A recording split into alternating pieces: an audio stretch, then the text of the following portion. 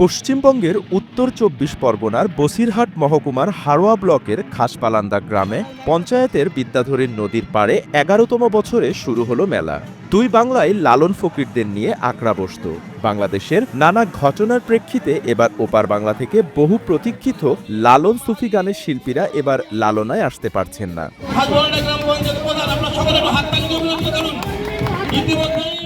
২০২৪ অর্থাৎ গত বছরে দুই বাংলার লালন ফকিরদের নিয়ে বিদ্যাধরী পাড়ে আখড়া বসত, চলত ৭ দিন ধরে। এবার কোনো জায়গায় বিষাদের সুর। বর্তমান সমাজ ব্যবস্থায় যে ভাবনা থেকে আমাদের মহাপুরুষরা ভেবেছিলেন মানুষ বলতে যে মনুষ্যত্বের অগ্রাধিকার দেওয়া, যেটা লালনও বলেছিল, সব লোকে কয় লালন কি জাত সংসারে, আমরা সেই বিশ্বাসী হয়ে সুন্দরবনের প্রত্যন্ত অঞ্চলের মানুষ যারা মানুষের মধ্যে সম্প্রীতির বন্ধনকে অটুট রাখার জন্য যারা সর্বক্ষণ চেষ্টা করে, এবং সেই লক্ষ্য নিয়েই আগামী দিন এই মেলা আরও বেশি করে ভারতবর্ষের মানুষের কাছে একটা দৃষ্টান্ত স্বরূপ হয়ে উঠুক, এই কামনার জন্য এই লক্ষ্য নিয়েই আমাদের কর্মকাণ্ড। সুদীর্ঘ একটা জাতীয় পতাকার মাধ্যমে আমরা দেশের প্রতি জাতীয়তাবোধকে জাগ্রত করেছি। আর দেশ টিকে থাকলে সম্প্রীতি টিকে থাকবে। দেশ যদি শেষ হয়ে যায় সম্প্রীতি কোথায় যাবে?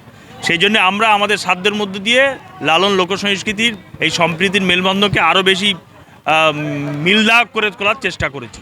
সুন্দরবন মাঝি থেকে শুরু করে তারা বললেন, দুই বাংলার সংস্কৃতি, কৃষ্টি, কালচার, বাংলা আউল বাউল ও সুফি গানের মধ্যে কোনো একটা মিল খোঁজার চেষ্টা করতাম এই মেলায়। কিন্তু ওপার বাংলার শিল্পীরা না আসায় রীতিমতো আক্ষেপের সুর উদ্যোক্তাদের গলায়। যেহেতু বাংলাদেশের পরিস্থিতি একটু আলাদা ধরনের রয়েছে, তাই স্বাভাবিক কারণেই তারা আসতে পারছে না। কিন্তু না আসতে পারাটা আমাদের দুঃখ, কিন্তু আমরা আশায় থাকবো যাতে পরের বছর তারা আসতে পারে। আর উদ্যোক্তা তরিকুল আলম বাপি ফেরদাউস রহমান, হাড়োয়া ২ নম্বর ব্লকের সভাপতি শফিক আহমেদ, শিল্পী তরুল মণ্ডল সহ একাধিক ব্যক্তিত্ব উদ্বোধনের অনুষ্ঠানে হাজির ছিলেন কৃষিমন্ত্রী বেচারাম মান্না।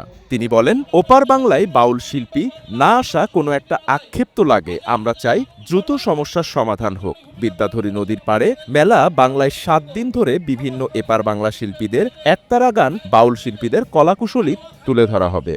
বলতে গেলে হয়তো বিতর্ক তৈরি হয়ে যায়, কারণ ওপার বাংলা লালন এবং ওখানকার যে সংস্কৃতি, আমরা যতটুকু জানি যে আমাদের পশ্চিমবাংলায় বা বাংলা কবি যারা আছে, সাহিত্যিক যারা আছে, তারা অধিকাংশ ওপার বাংলায় তাদের জন্ম হয়েছে।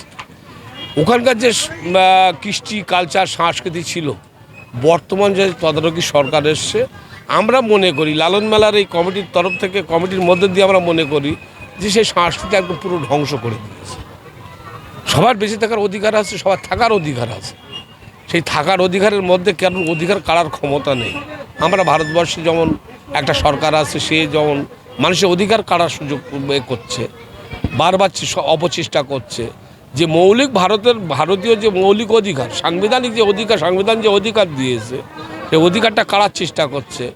আমরা এখানে অন্তত বাংলায় থেকে মমতা ব্যানার্জির নেতৃত্বে সেই মৌলিক অধিকারটা মানুষ পাচ্ছে, এটা আমরা লালন মেলার পক্ষ থেকে আমরা মনে করি। SA TV digital.